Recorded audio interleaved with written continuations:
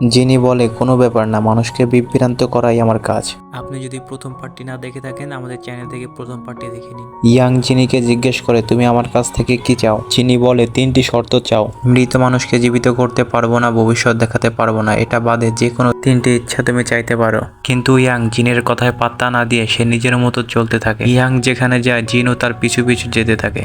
তারা একটি জুয়েলারি শপে এসে নিজেদের মধ্যে ঝগড়া করতে শুরু করে। আশেপাশে সবাই ভাবে ইয়াং হয়তো পাগল হয়ে গেছে, অদৃশ্য মানুষের সাথে কথা বলছে। আর তখনই জিন হেসে বলে তুমি বাদে আমাকে কেউ দেখতে পাবে না। ইয়াং জিনের দিকে তাকিয়ে বলে বাহ ভালোই, এখন সবাই আমাকে ভাববে আমি পাগল হয়ে গেছি। আর এইসব হচ্ছে তোমার কারণে। জিন হেসে বলে তুমি আসলে কিছুটা পাগল আছো। ইয়াং সমুদ্রের পাড়ে গিয়ে চেরাকটিকে সমুদ্রের মাঝখানে ফেলে দিয়ে আসে। ইয়াং বাসায় ঢুকেই দেখে জিনি তার সোফায় বসে নিজের চুল শুকাচ্ছে। ইয়াং চেরাকটিকে নিয়ে 1 টাকা দিয়ে একটি বাজারে বিক্রি করে দিয়ে আসে। ইয়াং যখনই ঘরে ফিরে তখন দেখতে পারে জিনি সেই 1 টাকার কয়েনটি নিয়ে বসে আছে। জিনি বলে তুমি আমার মালিক, আমি তোমার থেকে দূরে থাকতে পারবো না। ইয়াং জিনির দুর্বলতা খুঁজতে থাকে। ইয়াং জিনিকে বলে তুমি কি উঠতে পারো।